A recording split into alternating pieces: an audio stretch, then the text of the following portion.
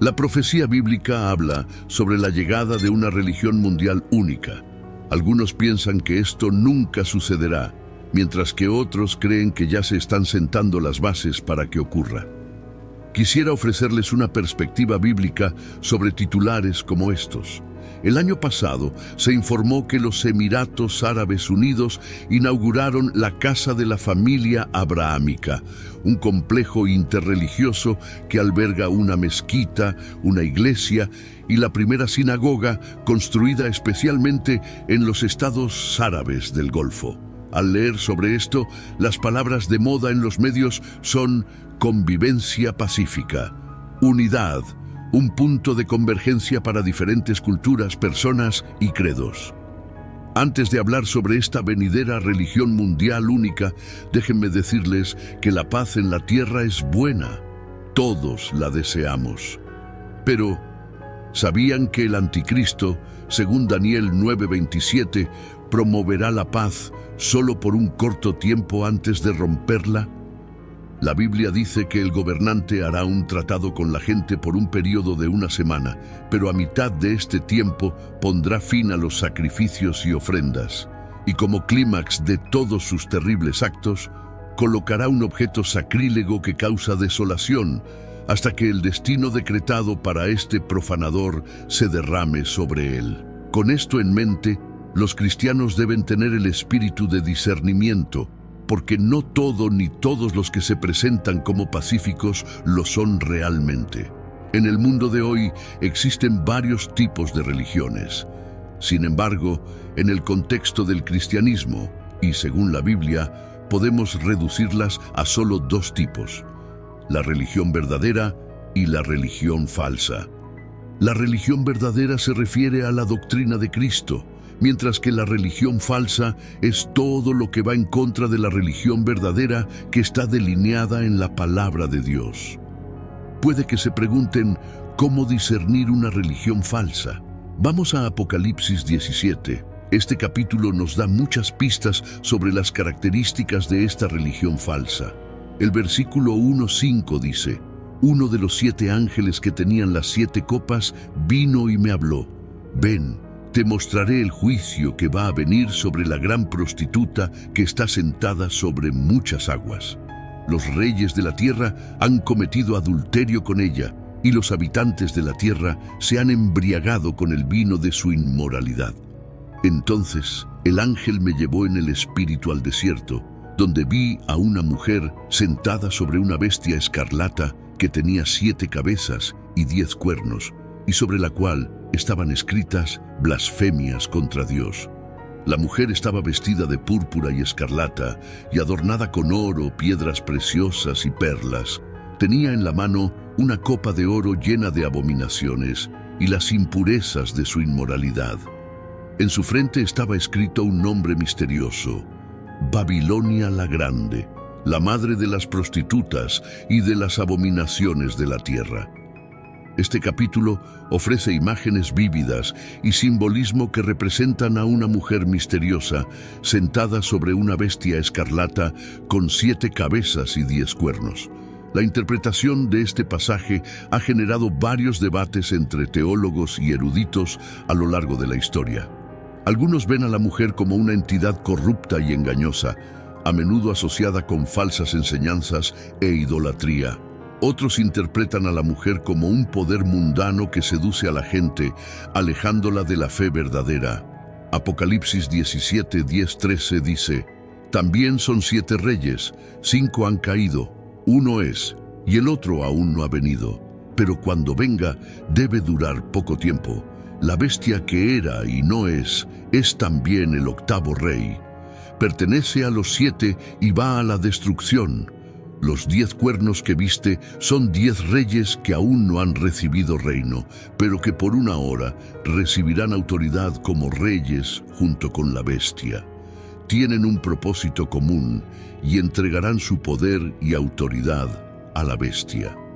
La religión falsa cabalga sobre la espalda de esta bestia política, intentando influenciar sus decisiones y controlar su dirección.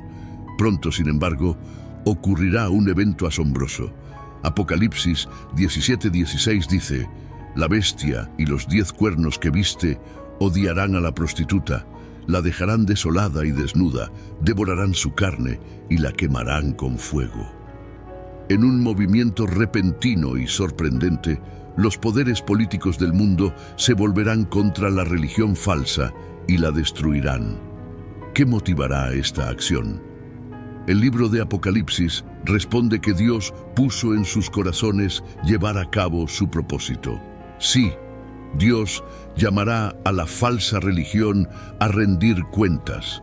Dios pedirá cuentas a la religión falsa por todos los actos despreciables que ha cometido en su nombre. Usará a su amante político como instrumento de ejecución.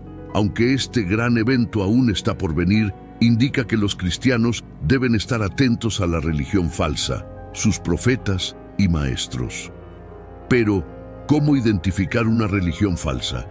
Primero, enseña doctrinas falsas. Las doctrinas falsas son cualquier enseñanza que contradiga la doctrina de Cristo. Esto no es difícil de descubrir. La doctrina de Cristo enseña el amor entre los hermanos, mientras que las doctrinas falsas promueven el egoísmo y el odio. Por lo tanto, si hay una religión que enseña guerra en lugar de paz y tranquilidad, es una religión falsa. Su efecto puede ser letal para ti como creyente. La religión falsa también fomenta inmoralidades, algo muy común hoy en día, incluso en la Iglesia de Cristo. La Biblia dice que ahora hay lobos entre las ovejas. Muchas iglesias están enseñando un nuevo tipo de evangelio contrario a la Biblia, un evangelio que promueve la indulgencia y la tolerancia, que no cumple con el estándar establecido en la palabra de Dios. Estas son señales de la última religión falsa. Los cristianos deben estar atentos y alejarse de tales reuniones. Otro peligro es la tendencia a oponerse a la autoridad de Cristo y su palabra. Aquí es donde debemos comenzar a tener cuidado. Las religiones falsas conocen la verdad, pero nunca la aceptarán. En cambio, intentan quitarle relevancia. Por eso, debemos aferrarnos a nuestra salvación con temor y temblor, manteniéndonos firmes en la verdad de la palabra de Dios. Cuanto más hacemos esto, más identificamos las falsedades y nos alejamos de ellas. No deben ser capaces de destruir las ordenanzas de Cristo en nuestros corazones. Las religiones falsas son almas desobedientes. Algunos incluso han probado la bondad de Cristo en el pasado, pero se desvían y están listos para llevarse a tantos como puedan. Apocalipsis 2, 20-21 dice: «Sin embargo, tengo esto contra ti. Toleras a esa mujer, Jezabel, que se dice ser profetisa. Con su enseñanza, engaña a mis siervos a cometer inmoralidad sexual y a comer alimentos sacrificados a los ídolos. Le he dado tiempo para arrepentirse de su inmoralidad, pero no quiere hacerlo». Este versículo da una pista de lo que la religión falsa perpetúa en el cuerpo de Cristo. Llevará a muchos por el mal camino. Por lo tanto, recuerda guardar tu corazón con toda diligencia. La religión falsa también enseña una paz eterna en la tierra en lugar de hablar del juicio venidero. Como están en contra de las ordenanzas de Cristo, no creen en su regreso. Esta es una mentira flagrante que muchos creerán debido a sus deseos carnales. Los falsos profetas engañarán a sus corazones para que piensen que nadie juzgará sus acciones, lo que llevará a más atrocidades en el mundo. Pero la Biblia dice que después de la muerte viene el juicio. El reino terrenal es un campo de examen que determina tu lugar en la eternidad. Ahora, aquí está el mayor peligro. La religión falsa puede dar lugar a cristianos solo de nombre. Muchos cristianos pueden convertirse en pretendientes, profesando a Cristo con sus labios, pero sus corazones están lejos de Él. Afirman seguir a Jesús, pero la religión falsa ha cautivado sus corazones con sus mentiras. Aquí es donde debes orar por la gracia y el empoderamiento para mantenerte firme. No debes permitir que la religión falsa supere tu corazón y tu celo por el Señor. Estamos en el tiempo del fin, como dice la Biblia.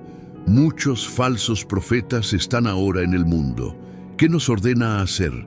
Dice que debemos probar todos los espíritus y conocer cuál es la verdad. Por lo tanto, es tu responsabilidad probar lo que crees. Entonces, ¿qué debemos hacer para evitar convertirnos en víctimas de la religión falsa? Primero, necesitas alejarte de la religión falsa. Apocalipsis 18:4 dice: Entonces oí otra voz del cielo que decía: Salid de ella, pueblo mío, para que no seáis partícipes de sus pecados, ni recibáis parte de sus plagas. Para evitar contaminarte con la religión falsa, debes hacer lo que dice esta escritura: separarte del resto del mundo, que todos a tu alrededor sepan lo que representas en la tierra. No te mezcles con los pecados del mundo. Muchos cristianos no saben dónde están y, por lo tanto, son arrastrados por cada ola de doctrina. Esto no es lo que Dios quiere para nosotros. Necesitas conocer tu posición y luego ser orante antes de aceptar y seguir una doctrina. Esto es crucial porque muchas doctrinas toman fragmentos de Cristo, tienen una forma de piedad, pero niegan el poder de Cristo. Incluso pueden usar la Biblia, pero la predican de manera incorrecta. Por eso debes ser orante. Necesitas comprometerte con la palabra de Dios y dejar que Él te muestre la verdad sobre cualquier tipo de iglesia que quieras asistir, sus líderes y su doctrina. Finalmente, debes ser diligente en seguir a Cristo. La religión falsa puede ser prevalente, pero puedes elegir no rendirle lealtad. La Biblia dice que conocerás la verdad, y la verdad te hará libre. Cuando sigues diligentemente a Cristo, anhelarás conocerlo a través de la Biblia y permitirás que el ministerio del Espíritu Santo en tu vida te guíe hacia toda la verdad. Esto protegerá tu corazón de toda falsedad.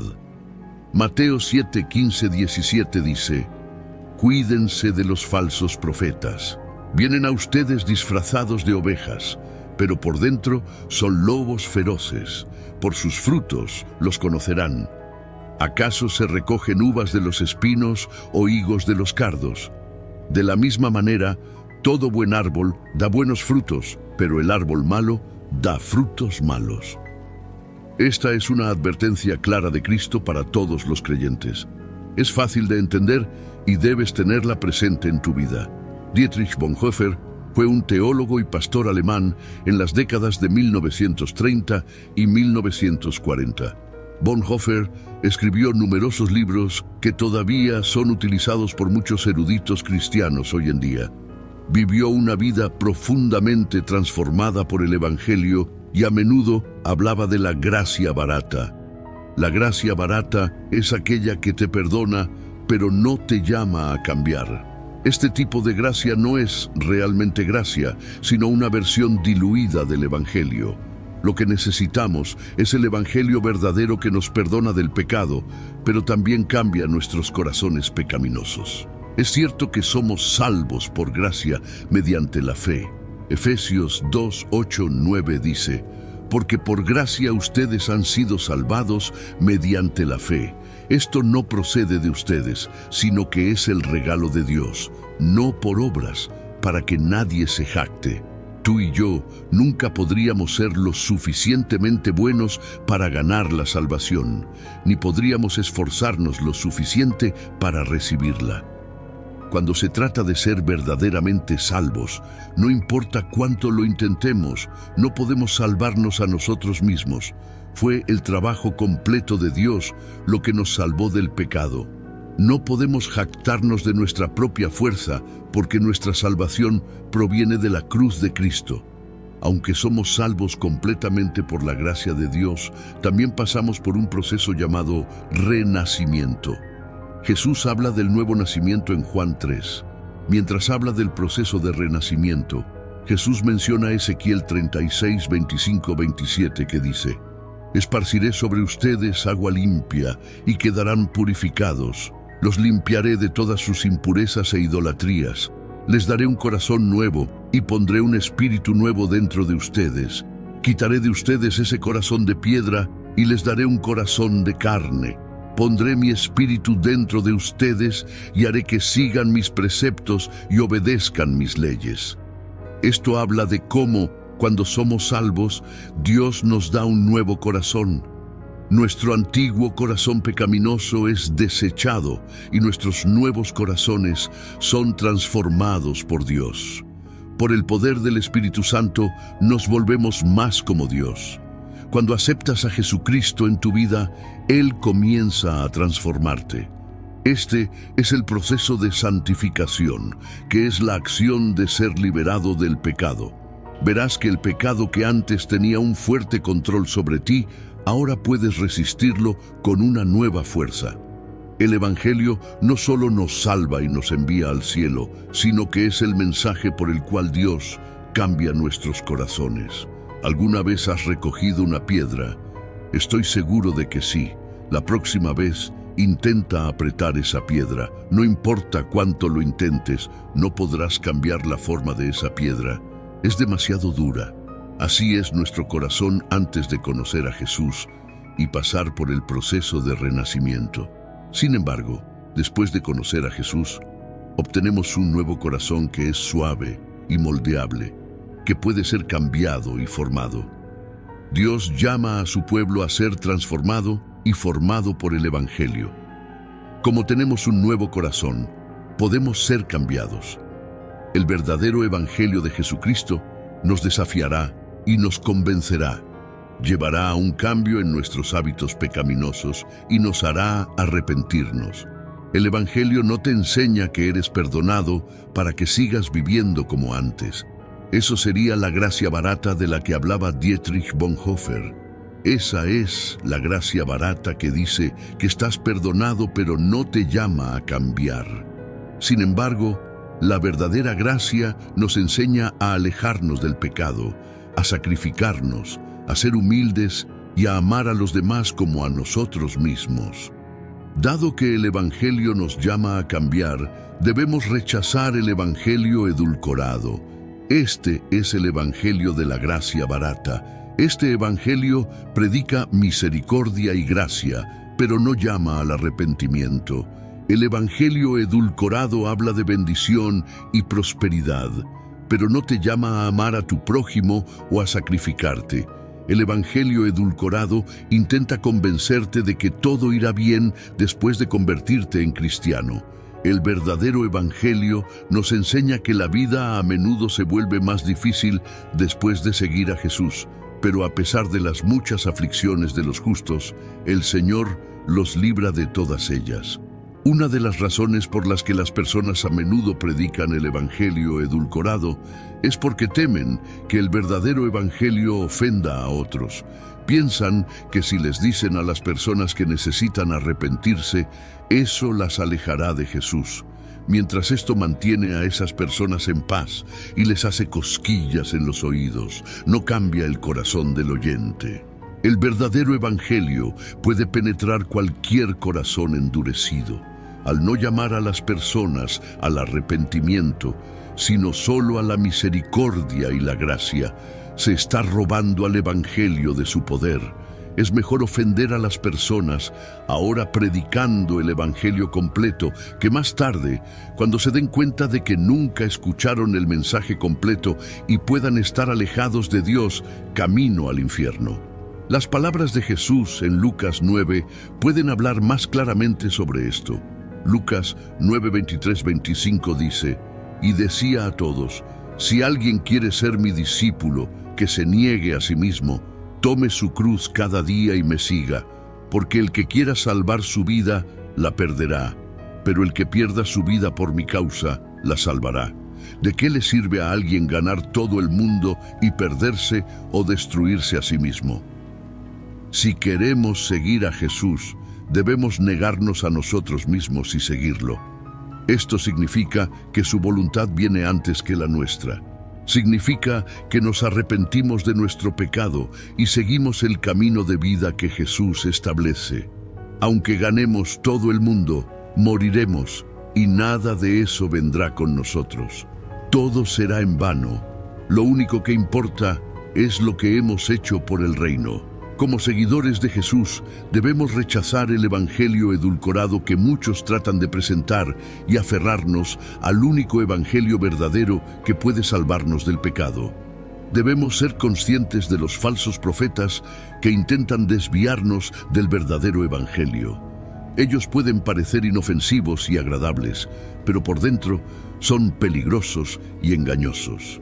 Jesús advirtió claramente sobre ellos en Mateo 7, 15, 17, y debemos estar siempre alerta. Dietrich Bonhoeffer, un teólogo alemán, enfatizó la diferencia entre la gracia barata y la gracia verdadera. La gracia barata es aquella que ofrece perdón sin exigir cambio. Es una versión diluida del Evangelio que no transforma verdaderamente los corazones. En cambio, la gracia verdadera no solo nos perdona, sino que también nos transforma. Efesios 2, 8, 9 nos recuerda que somos salvos por gracia mediante la fe. Y esto es un regalo de Dios, no algo que podamos ganar por nuestros propios méritos.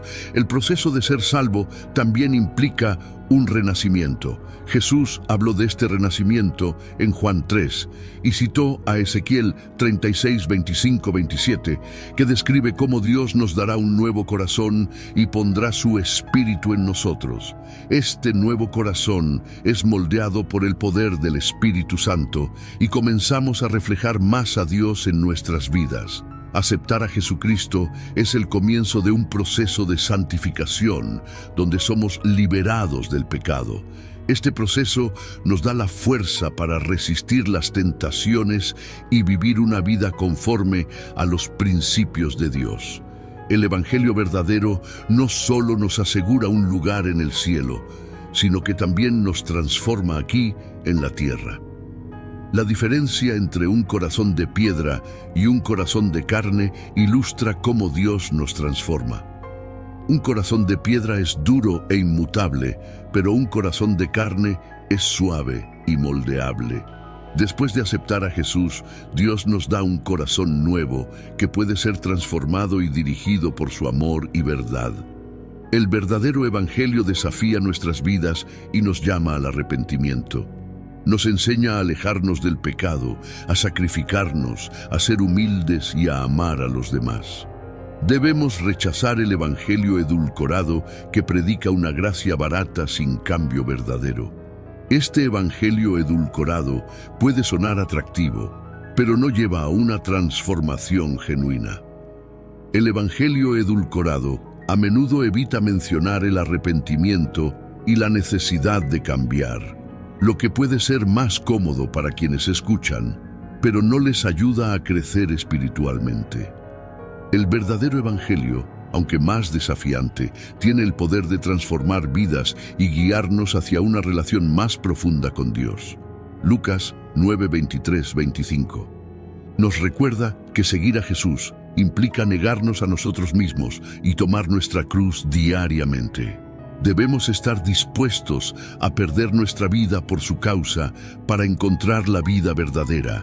Esto significa que su voluntad viene antes que la nuestra y debemos arrepentirnos de nuestros pecados y vivir de acuerdo con sus enseñanzas. En resumen, como seguidores de Jesús, debemos estar alerta a los falsos profetas y a las enseñanzas que diluyen el verdadero evangelio. Debemos buscar la gracia verdadera que no solo nos perdona, sino que también nos transforma. A medida que seguimos a Jesús, debemos estar dispuestos a sacrificarnos y a vivir conforme a sus principios, rechazando cualquier versión edulcorada del Evangelio que no nos llame a un cambio genuino. La verdadera transformación viene del Evangelio completo que nos desafía a ser más como Cristo cada día. ¿Es Donald Trump el anticristo? Es común que la gente demonice a aquellos con creencias políticas diferentes y referirse a alguien como el anticristo es esencialmente acusar a esa persona de ser la encarnación de Satanás. Algunas personas creían que el expresidente Barack Obama era el anticristo.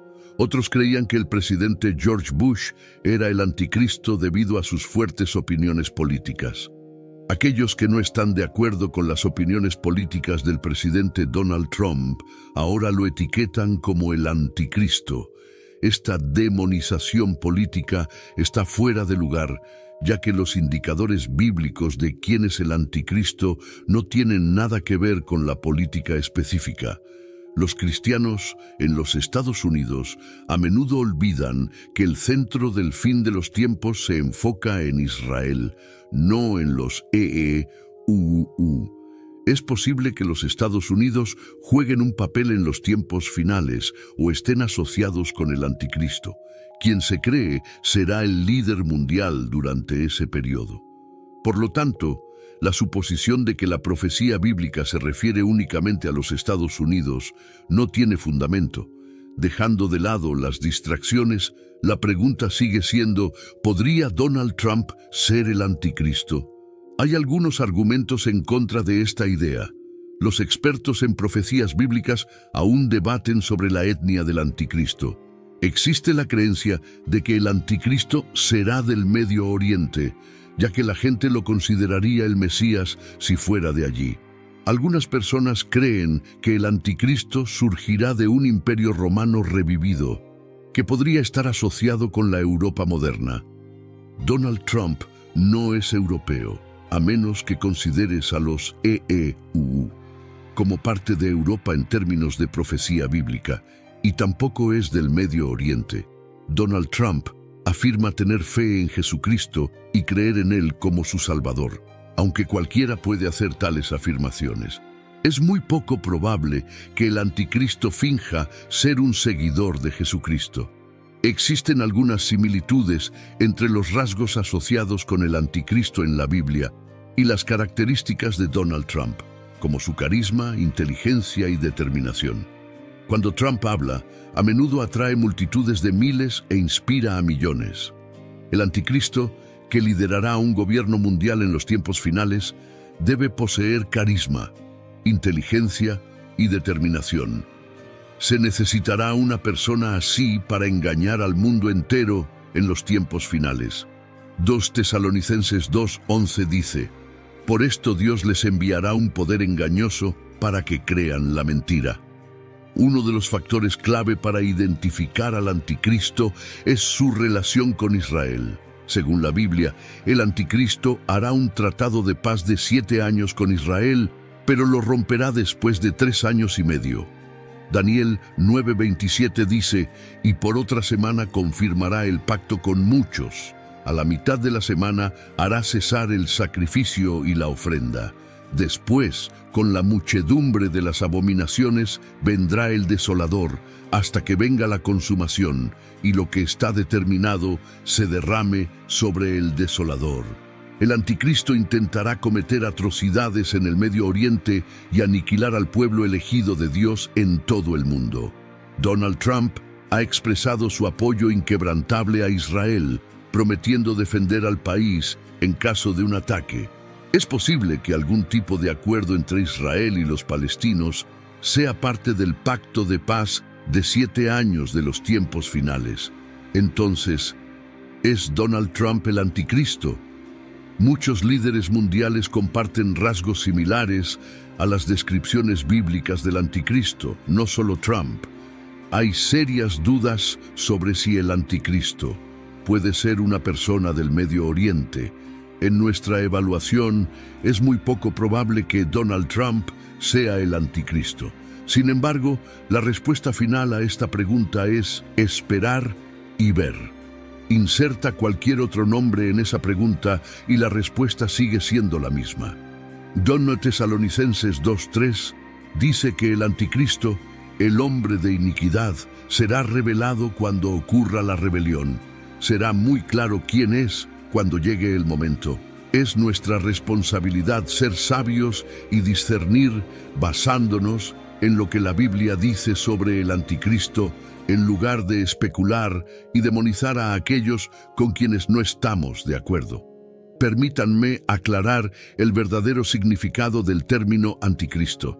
La palabra Cristo proviene del griego Christos, que corresponde a la palabra hebrea Mashiach, de la cual obtenemos Mesías. En otras palabras, cuando decimos anticristo, nos referimos a antimesías. En primer lugar, significa contra, por lo que el primer objetivo es trabajar en contra del verdadero Mesías. En segundo lugar, significa en lugar de, cuyo objetivo final es reemplazar al verdadero Mesías con uno falso. Esta operación se lleva a cabo en dos fases. Cuando empiezas a entender esto, verás que el espíritu del anticristo está muy activo. En las enseñanzas de Juan leemos en 1 Juan 4, 2, 3, «En esto conocéis el Espíritu de Dios. Todo espíritu que confiesa que Jesucristo ha venido en carne es de Dios, y todo espíritu que no confiesa a Jesús no es de Dios. Y este es el espíritu del anticristo, del cual habéis oído que viene y que ahora ya está en el mundo». Al observar este pasaje junto con el citado anteriormente, podemos identificar tres formas de anticristo. Primero, hay muchos anticristos que han aparecido a lo largo de la historia de la humanidad. Segundo, hay un anticristo que es una persona específica y representa la manifestación final del espíritu del anticristo según las Escrituras. Al final de esta era, habrá un último y más malvado gobernante que será el anticristo y tendrá el mayor poder sobre la humanidad por un corto tiempo. La tercera forma es el espíritu del anticristo. Este espíritu trabaja a través de cada anticristo. A medida que nos acercamos al fin de los tiempos, podemos esperar que el espíritu del anticristo se intensifique y tendremos que enfrentarlo más frecuentemente. ¿Cómo unirá el anticristo a las naciones? El profeta Daniel lo describe de la siguiente manera. «Después de esto miraba yo en las visiones de la noche, y he aquí la cuarta bestia, espantosa y terrible. Y tenía ojos como de hombre, y una boca que hablaba grandes cosas». Daniel 7, 7, 8 y 25. Según Daniel, el líder mundial será conocido por su elocuencia, la cual capturará la atención y admiración de todo el mundo. Daniel describe al anticristo como un orador carismático que hablará con arrogancia contra Dios. En el libro de Apocalipsis, el apóstol Juan también lo describe como alguien que habla grandes cosas y blasfemias. Daniel además retrata al anticristo como un hombre de apariencia impresionante que será irresistible para las masas debido a su habilidad para hablar y su extrema buena apariencia. El apóstol Juan agrega que el anticristo requerirá que todos lo adoren y tendrá el poder de causar la muerte a aquellos que se nieguen a hacerlo. Además, en Apocalipsis 13, 1, 8, el anticristo es descrito como una bestia. Señales identificadoras de este espíritu. Juan ha enumerado 4 signos claros del espíritu del anticristo que emerge entre el pueblo de Dios. 1 Juan 2, 19 dice: «Salieron de nosotros, pero no eran de nosotros, porque si hubiesen sido de nosotros, habrían permanecido con nosotros, pero salieron para que se manifestase que no todos son de nosotros». El espíritu del anticristo siempre emerge de alguna manera en conexión con el pueblo de Dios, pero no pertenece realmente allí, y este hecho se revelará a su debido tiempo. La segunda característica de este espíritu es que niega que Jesús es el Mesías. Esto es evidente en 1 Juan 2:22, que dice: «¿Quién es el mentiroso sino el que niega que Jesús es el Cristo?». Juan menciona la tercera marca. Él es el anticristo, el que niega al Padre y al Hijo. Es importante entender que el espíritu del anticristo no niega la existencia de Dios. En cambio, el anticristo afirmará ser el representante de Dios. Lo que el espíritu niega es la relación entre el Padre y el Hijo, entre el Padre y el Hijo dentro de la Trinidad. Según 1 Juan 4, la cuarta marca del espíritu del anticristo es negar que el Mesías ha venido. 1 Juan 4, 2, 3, Nueva Versión Internacional, dice: «En esto pueden discernir quién tiene el Espíritu de Dios. Todo espíritu que reconoce que Jesucristo ha venido en cuerpo humano es de Dios. Todo espíritu que no reconoce a Jesús no es de Dios, sino del anticristo. Ustedes han oído que éste viene y de hecho ya está en el mundo. Es probable que el grupo crea en un futuro Mesías, pero no acepte que el Mesías ya ha llegado. El anticristo será la encarnación final del espíritu del anticristo. Exploremos algunos pasajes de las Escrituras para entender los planes de Satanás. En Tesalonicenses, Pablo discute la aparición, revelación y manifestación del anticristo, así como los preparativos necesarios para el regreso del Señor. Estos dos temas están estrechamente conectados porque el acto satánico final, antes del regreso del Señor, será la revelación del anticristo. Pablo incluso dice que el Señor destruirá al anticristo con el brillo de su venida. La palabra griega usada para la segunda venida de Jesús es parusía. Pablo escribió una carta aconsejando a los cristianos que no se dejen perturbar por predicciones sobre el momento del regreso de Jesús. Algunas personas estaban difundiendo información falsa y Pablo quería advertir a otros que no la creyeran. Pablo continuó diciendo que nadie los engañe en ninguna manera, porque no vendrá sin que antes venga la apostasía y se manifieste el hombre de pecado, el hijo de perdición. 2 Tesalonicenses 2:3. El término apostasía proviene de la palabra griega apostasia, que significa un rechazo deliberado de la verdad revelada o una apostasía. Este versículo se refiere al anticristo con dos títulos.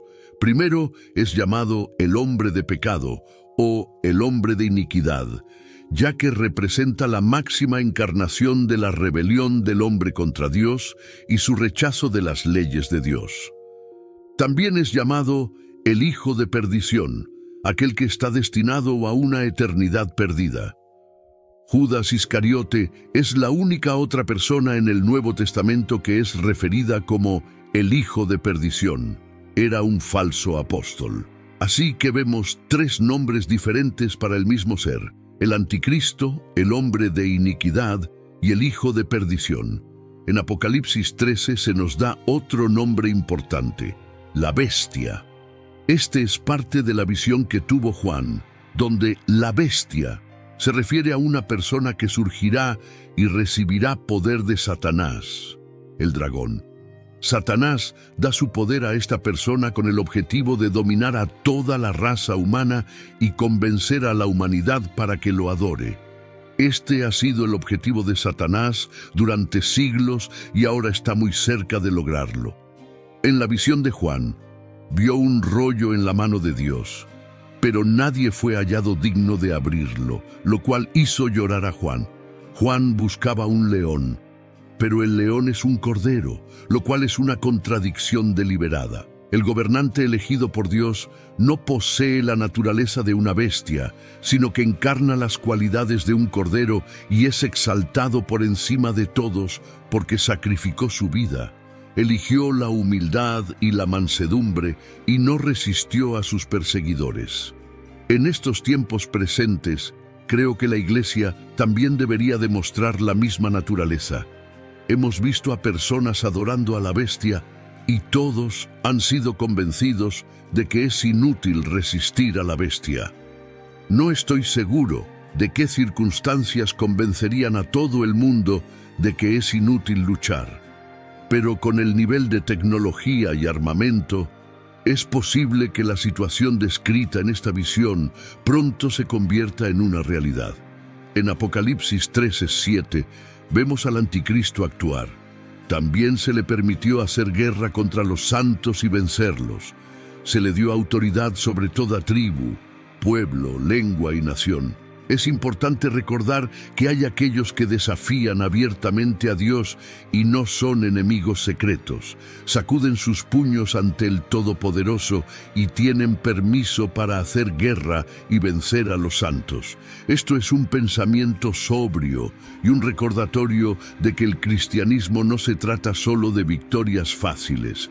Necesitamos probar estos espíritus para saber si son del anticristo. ¿Cómo podemos distinguir entre las enseñanzas verdaderas y falsas y reconocer el espíritu del anticristo? Según Juan, un profeta o maestro es el vehículo a través del cual habla un espíritu. Aquellos que enseñan la verdad están llenos del Espíritu de Dios y representan la voz de Dios, mientras que aquellos que difunden falsedades están promoviendo las doctrinas de demonios. 1 Juan 4:2 dice: todo espíritu que reconoce que Jesucristo ha venido en carne es de Dios. Podemos preguntar si las enseñanzas de una persona reconocen que Jesucristo, que es completamente Dios y completamente humano, ha venido en la carne.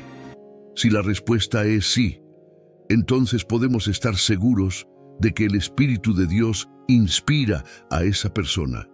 Por otro lado, si la respuesta es no, entonces debemos rechazar todas las enseñanzas de esa persona. El término anticristo significa contra Cristo. Aquellos que niegan que Jesús es de Dios están bajo la influencia del espíritu del anticristo. Satanás, el adversario de Cristo, busca engañar a la gente para que tenga una visión falsa de Jesús. El espíritu del anticristo se opone a Cristo y enseña falsedades sobre él para distorsionar la verdad sobre Jesucristo. Corromper el Evangelio es difundir mentiras sobre Cristo y mantener a la gente en la oscuridad. Segunda Juan 1:7 dice: muchos engañadores han salido por el mundo que no reconocen que Jesucristo ha venido en carne. Cualquiera que sea así es el engañador y el anticristo. El espíritu del anticristo es como los pájaros que comen las semillas a lo largo del camino en la parábola de Jesús.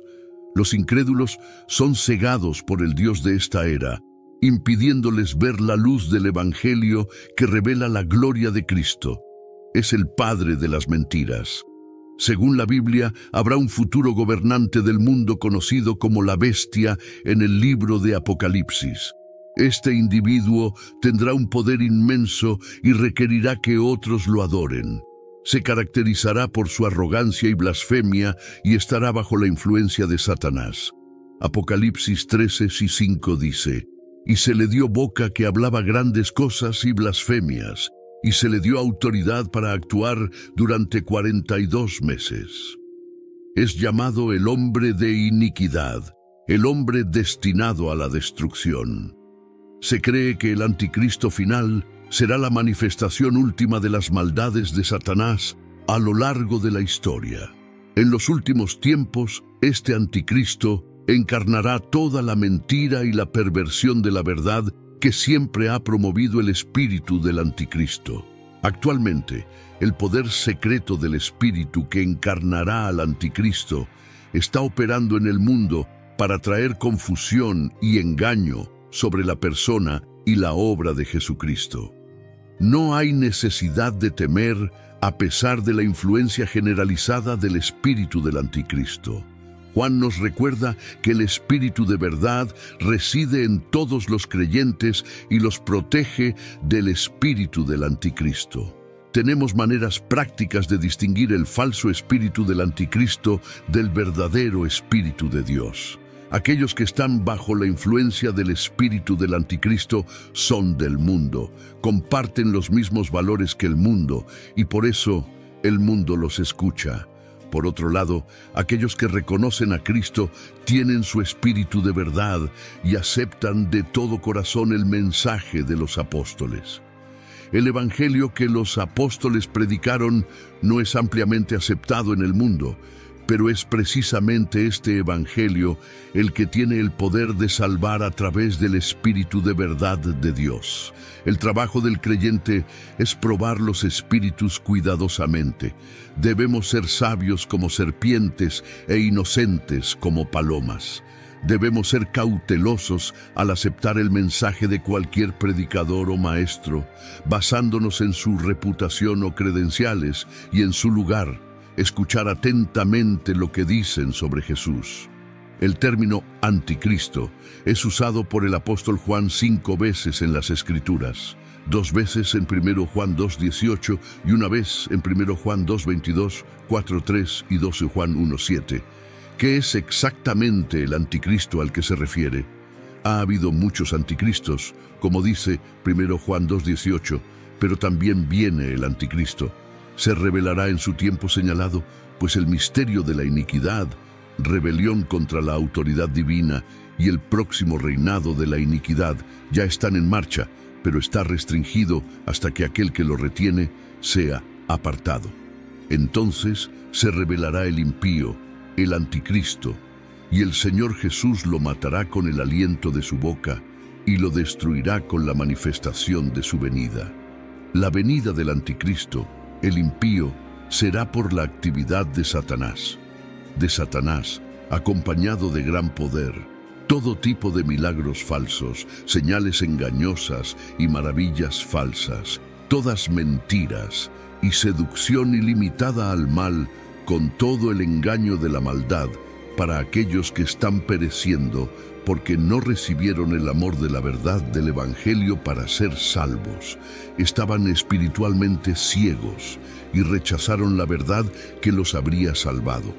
Por esto, Dios les enviará una influencia engañosa, una actividad de error y engaño para que crean en la mentira, para que todos sean juzgados y condenados quienes no creyeron en la verdad sobre su pecado y la necesidad de salvación a través de Cristo, sino que se deleitaron en la injusticia. Calvino creía que Pablo, sin embargo, no estaba hablando de un individuo, sino de un reino que sería tomado por Satanás para establecer un asiento de abominación en medio del templo de Dios. Está claro que el individuo referido como el hombre de pecado en este pasaje es alguien que ganará un poder significativo durante los últimos tiempos. Esta interpretación fue ampliamente aceptada por los primeros cristianos que creían que la figura se refería al anticristo, aunque no tenían una comprensión clara de la identidad específica de esta persona. Daniel describe tres individuos: el príncipe que ha de venir, Daniel 9:26, el rey de rostro feroz, Daniel 8:23, y el rey voluntarioso. Jesús se refirió a un individuo como el que viene en su propio nombre, Juan 5:43. Pablo describe al hombre de pecado como un individuo, no un sistema o una oficina. Leemos que se sienta como Dios en el templo. El término templo en griego antiguo se refiere específicamente al área más sagrada, no a todo el complejo del templo. Cuando un individuo entra en esta área, está esencialmente reclamando ser una deidad, lo cual es considerado un acto grave de blasfemia. La bestia o anticristo, descrito en Apocalipsis 13 y Daniel 7, es el segundo miembro de la Trinidad impía. El anticristo es alguien que se opone a Cristo. El prefijo anti también significa en lugar de, y ambos significados aplican al líder mundial. Se opondrá abiertamente a Cristo, mientras también se hará pasar por Cristo. El anticristo vivirá activamente a la altura de su temible nombre mientras lidera los ejércitos del mundo en la batalla de Armagedón. Perseguirá, torturará y matará al pueblo de Dios. Será el dictador más poderoso que el mundo haya visto, superando a dictadores pasados. Aunque el anticristo solo es mencionado 4 veces en la Biblia por ese nombre, aparece muchas más veces bajo varios alias. También es llamado el que trae destrucción, 2 Tesalonicenses 2:3, Nueva Traducción Viviente. El hombre sin ley, 2 Tesalonicenses 2:8, Nueva Versión Internacional.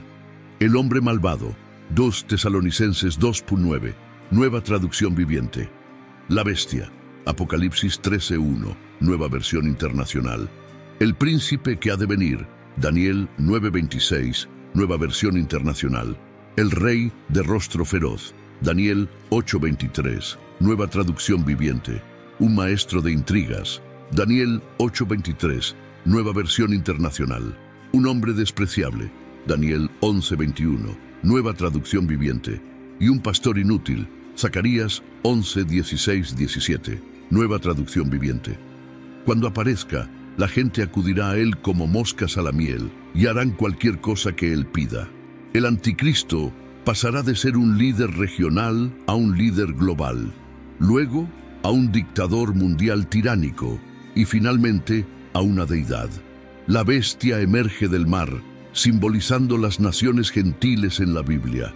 También tiene 7 cabezas y 10 cuernos, lo que significa su asociación y posesión por Satanás. Según Apocalipsis 13:3, el anticristo sufrirá una herida mortal alrededor de la mitad de la tribulación, pero Satanás sanará milagrosamente su herida. Apocalipsis 13:3 dice: «Vi una de sus cabezas como herida de muerte, pero su herida mortal fue sanada, y toda la tierra se maravilló y siguió a la bestia». Apocalipsis 17:8-14 dice: «La bestia que viste era y no es, y subirá del abismo e irá a perdición. Y los moradores de la tierra, cuyos nombres no están escritos en el libro de la vida desde la fundación del mundo, se asombrarán viendo la bestia que era y no es, y será». El mundo estará completamente cautivado por el anticristo después de este evento asombroso, y adorarán a Satanás, así como al anticristo. Apocalipsis 13:4-5 dice: «Y adoraron al dragón que había dado autoridad a la bestia, y adoraron a la bestia, diciendo: ¿Quién como la bestia? ¿Y quién podrá luchar contra ella? También se le dio una boca que hablaba grandes cosas y blasfemias, y se le dio autoridad para actuar durante 42 meses. El anticristo ganará confianza y, abandonando todas las pretensiones de ser un gobernante pacífico, blasfemará abiertamente contra Dios». Mateo 24:15 dice: «Por tanto, cuando veáis en el lugar santo la abominación desoladora de que habló el profeta Daniel, el que lea, entienda. Ha sido llamada la abominación desoladora». El falso profeta es el miembro final de la Trinidad impía, como se describe en Apocalipsis 13:11-18. «Después vi otra bestia que subía de la tierra, y tenía 2 cuernos semejantes a los de un cordero, pero hablaba como un dragón. Ejerce toda la autoridad de la primera bestia en su presencia, y hace que la tierra y sus habitantes adoren a la primera bestia, cuya herida mortal fue sanada. También hace grandes señales, de tal manera que aún hace descender fuego del cielo a la tierra delante de los hombres, y engaña a los habitantes de la tierra con las señales que se le ha permitido hacer en presencia de la bestia, mandando a los habitantes de la tierra que hagan una imagen a la bestia que tiene la herida de espada, y vivió. Se le permitió infundir aliento a la imagen de la bestia, para que la imagen hablase e hiciese matar a todo el que no la adorase. Además, hace que a todos, pequeños y grandes, ricos y pobres, libres y esclavos, se les ponga una marca en la mano derecha o en la frente, y que nadie pueda comprar ni vender, sino el que tenga la marca, el nombre de la bestia o el número de su nombre. Aquí hay sabiduría. El que tiene entendimiento, cuente el número de la bestia, pues es número de hombre. Su número es 666. Esta segunda bestia surge de la tierra en lugar del mar. Aunque parece mansa y benévola, los cuernos indican que ejercerá poder. Jesús advirtió específicamente a los creyentes que estuvieran atentos a los falsos profetas que pueden parecer inocentes, pero pueden ser extremadamente destructivos. Mateo 7:15 dice: «Cuidaos de los falsos profetas, que vienen a vosotros con vestidos de ovejas, pero por dentro son lobos rapaces». El falso profeta es capaz de realizar grandes señales y maravillas, como hacer descender fuego del cielo. Apocalipsis 13:13 dice: «Hace grandes señales, de tal manera que aún hace descender fuego del cielo a la tierra delante de los hombres». El falso profeta erige una imagen del anticristo para su adoración, le da vida, exige que todos adoren la imagen y ejecuta a quienes se niegan a hacerlo. Apocalipsis 13:14-15 dice: «Y engaña a los habitantes de la tierra con las señales que se le ha permitido hacer en presencia de la bestia, mandando a los habitantes de la tierra que hagan una imagen a la bestia que tiene la herida de espada y vivió». se le permitió infundir aliento a la imagen de la bestia, para que la imagen hablase e hiciese matar a todo el que no la adorase. El falso profeta también obligará a todos a recibir una marca permanente, similar a cómo los esclavos en los días de Juan demostraban su total devoción al anticristo y su renuncia a Dios. Solo aquellos que tengan la marca podrán realizar negocios. Aceptar la marca resulta en la muerte eterna. Apocalipsis 14:10 dice: «Y el tercer ángel los siguió, diciendo a gran voz: si alguno adora a la bestia y a su imagen, y recibe la marca en su frente o en su mano, él también beberá del vino de la ira de Dios». La Biblia deja claro que los humanos comprenderán completamente que al aceptar la marca, están aceptando no solo un sistema económico, sino también un sistema de adoración que rechaza a Jesucristo. El número de la bestia se revela en Apocalipsis 13:18, 666. Satanás es el antidios, la bestia es el anticristo y el falso profeta es el antiespíritu. Esta trinidad impía perseguirá a los creyentes y engañará a muchos otros, haciéndolos perecer eternamente, pero el reino de Dios triunfará. Romanos 13:1 dice: «Sométase toda persona a las autoridades superiores, porque no hay autoridad sino de parte de Dios, y las que hay, por Dios han sido establecidas». La oración es un aspecto crucial de nuestras vidas, especialmente en lo que respecta a aquellos en posiciones de autoridad. La Biblia enfatiza la importancia de orar por los funcionarios del gobierno en todos los niveles: pastores, ancianos de la iglesia, juntas escolares, directores de escuela, empleadores y otros en posiciones de liderazgo. No oramos por nuestros líderes solo porque se nos manda hacerlo.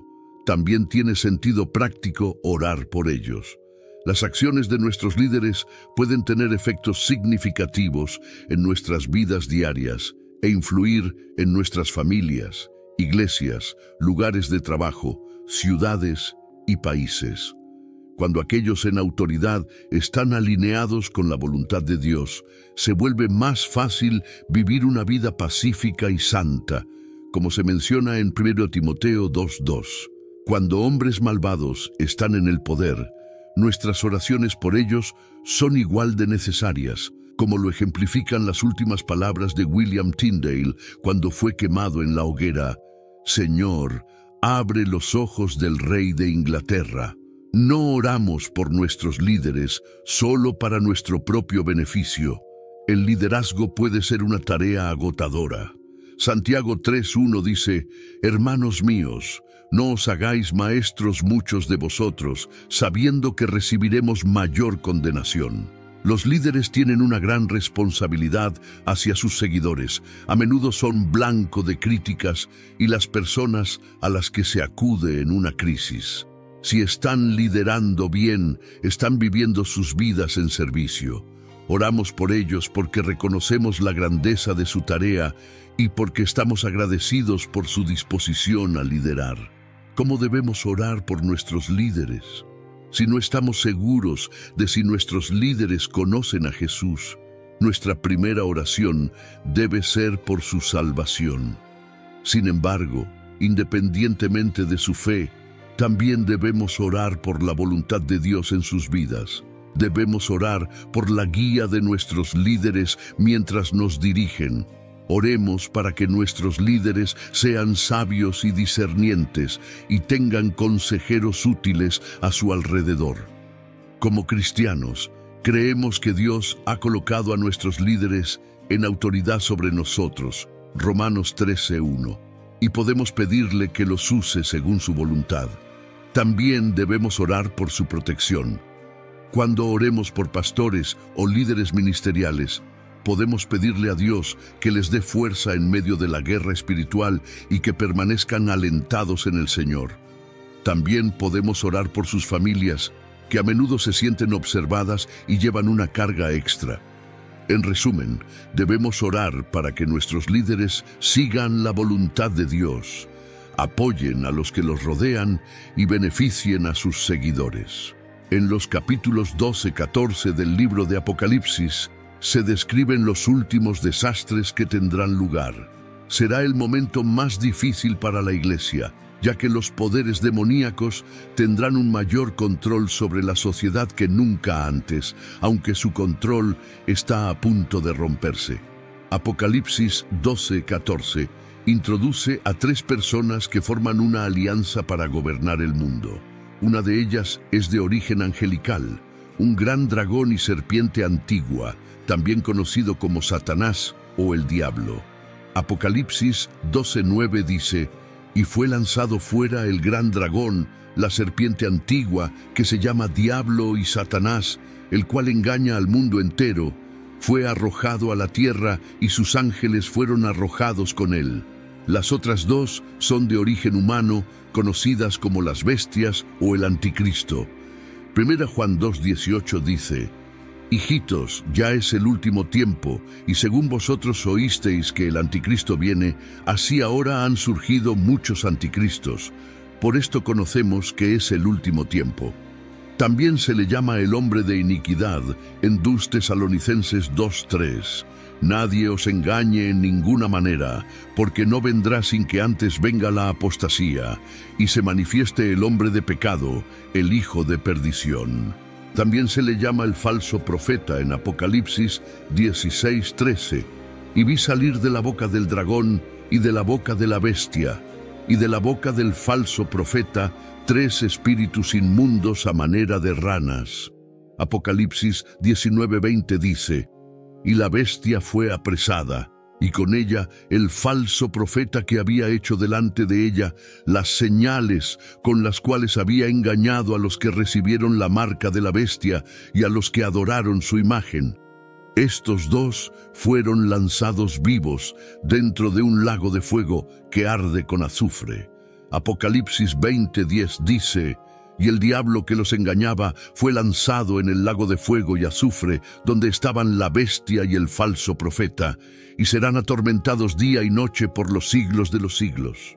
Juntos forman una especie de trinidad impía, una horrible imitación de Dios, Cristo y el Espíritu Santo.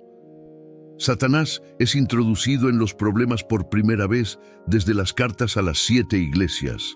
Apocalipsis 2:9 dice: «Yo conozco tus obras, tu tribulación y tu pobreza, pero tú eres rico, y la blasfemia de los que se dicen ser judíos y no lo son, sino sinagoga de Satanás».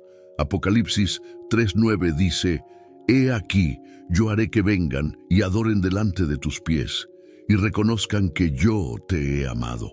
Los sellos y las trompetas han descargado sus cargas en la tierra mientras Satanás ha estado en el cielo como un ángel con acceso a los reinos celestiales. Efesios 6:12 dice: «Porque no tenemos lucha contra sangre y carne, sino contra principados, contra potestades, contra los gobernadores de las tinieblas de este siglo, contra huestes espirituales de maldad en las regiones celestes». Compáralo con Job 1:6-7. «Un día vinieron a presentarse delante de Jehová los hijos de Dios, y entre ellos vino también Satanás. Y dijo Jehová a Satanás: ¿De dónde vienes? Respondió Satanás a Jehová, y dijo: De rodear la tierra y de andar por ella. La verdadera batalla entre el bien y el mal se libra en estos reinos celestiales, como cualquiera que entre en estos reinos a través de la oración descubrirá. Esta batalla entre ángeles buenos y malos en el cielo no durará para siempre, ya que las fuerzas son desiguales. El lado del diablo comprende 1/3 de la hueste celestial. Apocalipsis 12:4 dice: «Y su cola arrastraba la 1/3 parte de las estrellas del cielo y las arrojó sobre la tierra.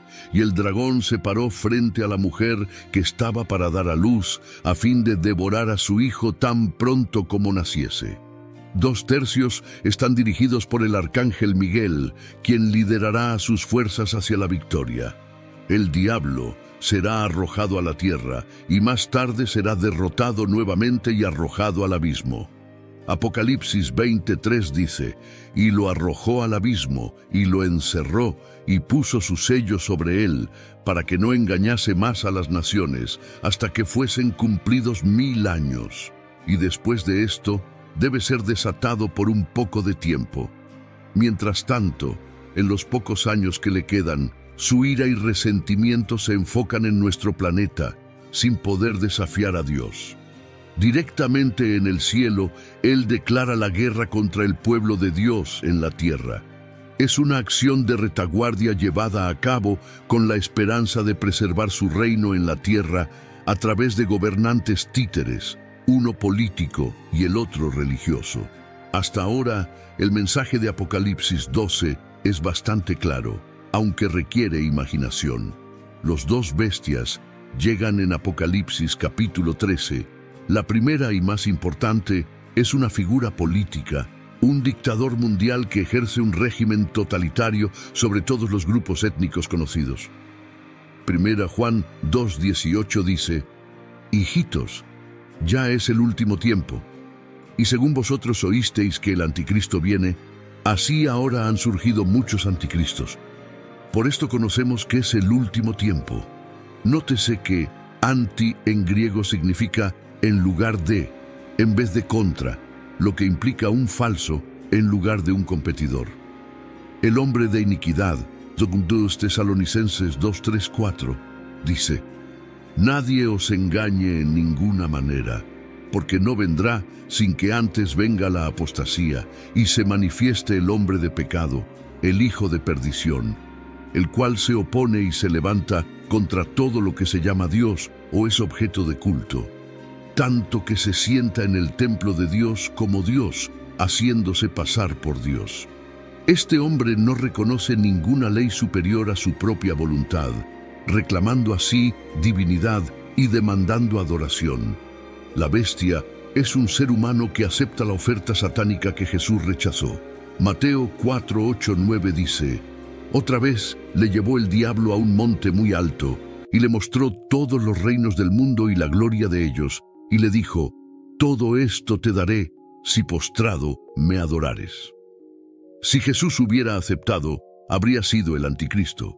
Él también es anticristiano en el otro sentido del prefijo.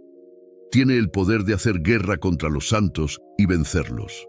Apocalipsis 13:7 dice: «Y se le permitió hacer guerra contra los santos y vencerlos. También se le dio autoridad sobre toda tribu, lengua y nación. Él los vence temporalmente, pero ellos lo conquistan eternamente». Apocalipsis 12:11 dice: «Y ellos le han vencido por medio de la sangre del Cordero y de la palabra del testimonio de ellos, y menospreciaron sus vidas hasta la muerte». Sus características son las de otras bestias feroces, leopardos, osos y leones. Parece venir de una federación de gobernantes políticos que ha ganado la atención del mundo a través de una recuperación asombrosa de una herida mortal, probablemente en un intento de asesinato.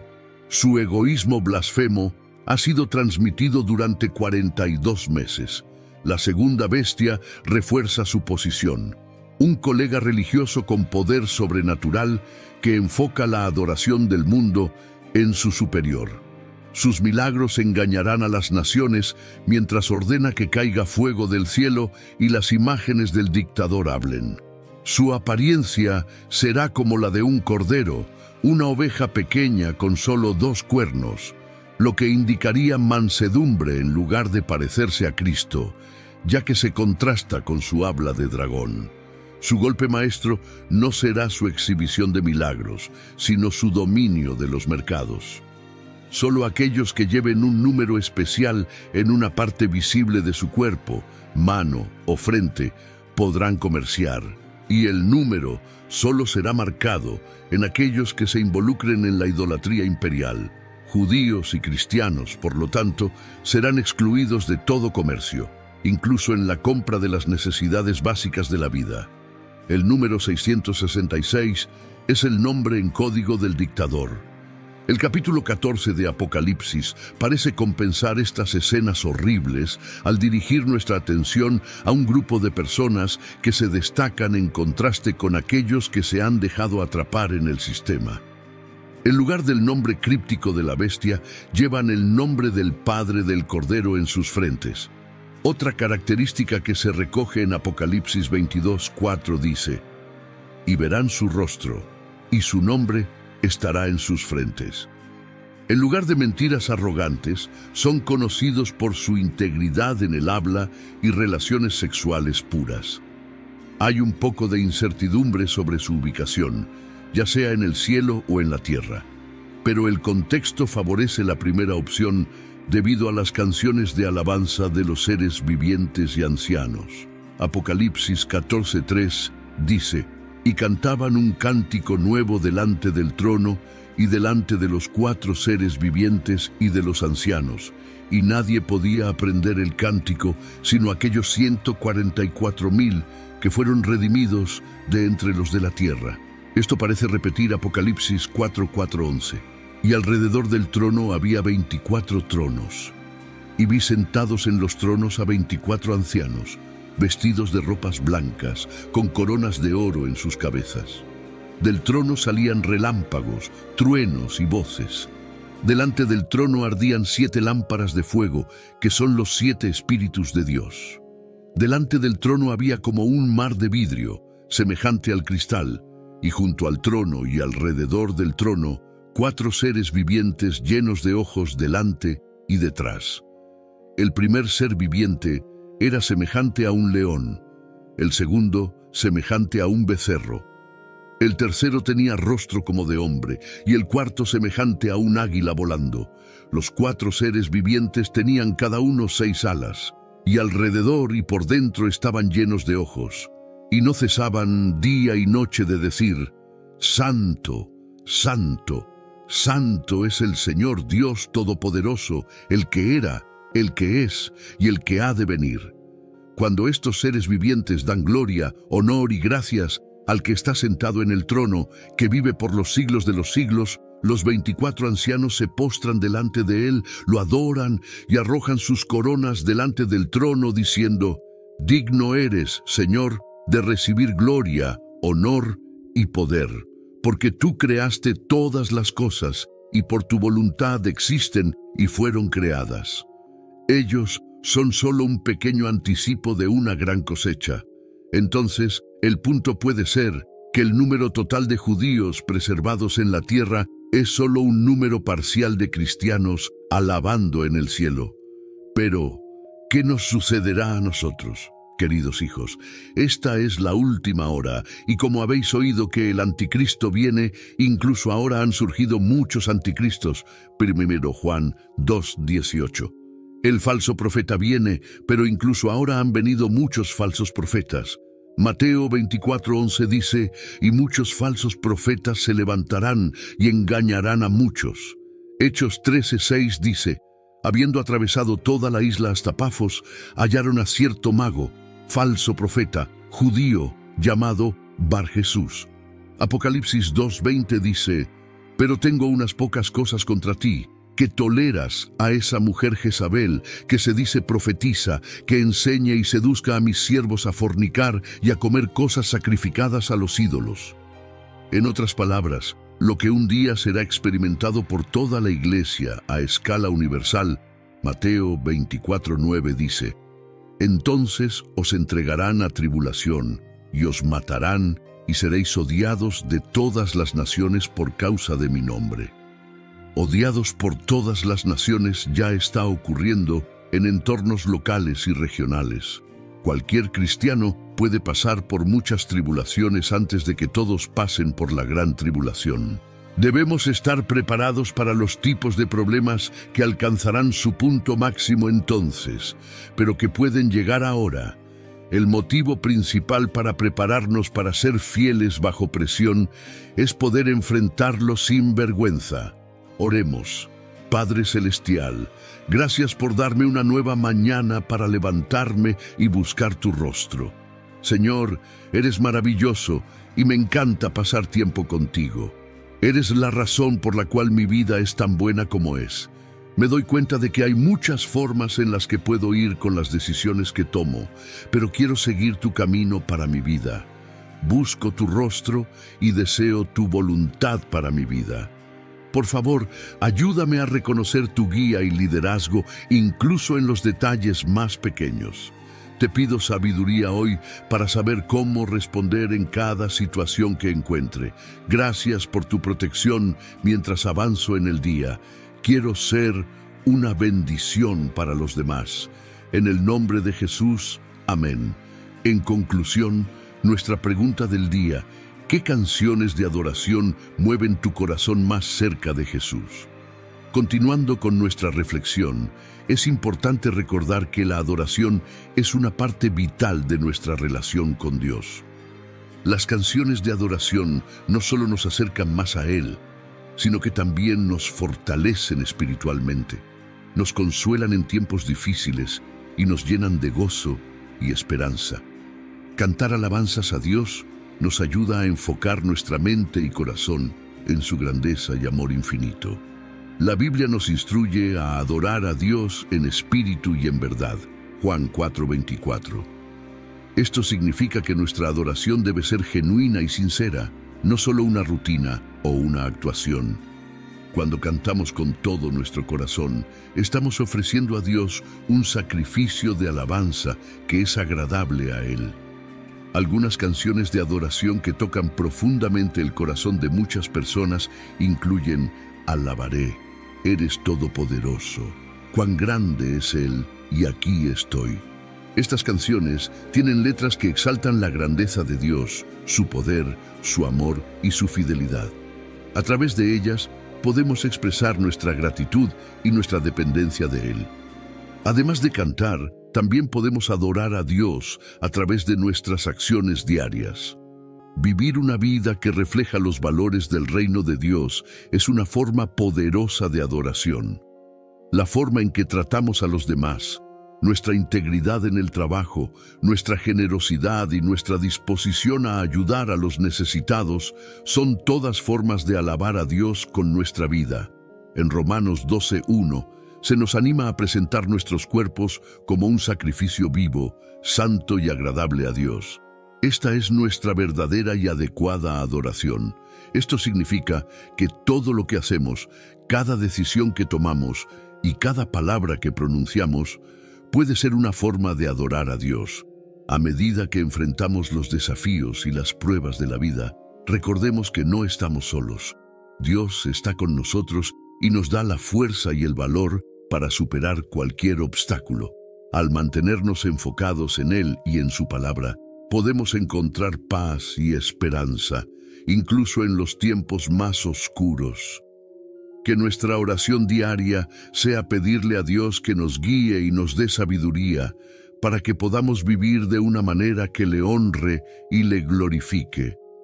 Que nuestros corazones estén siempre llenos de gratitud y alabanza y que nuestras vidas reflejen el amor y la gracia de nuestro Salvador. Para concluir, preguntémonos nuevamente, ¿qué canciones de adoración nos acercan más a Jesús? Y mientras reflexionamos sobre esta pregunta, recordemos que la adoración no es solo una actividad dominical, sino un estilo de vida. Que nuestras vidas sean un testimonio continuo de la bondad y la grandeza de Dios, y que cada día encontremos nuevas formas de alabarle y adorarle con todo nuestro ser.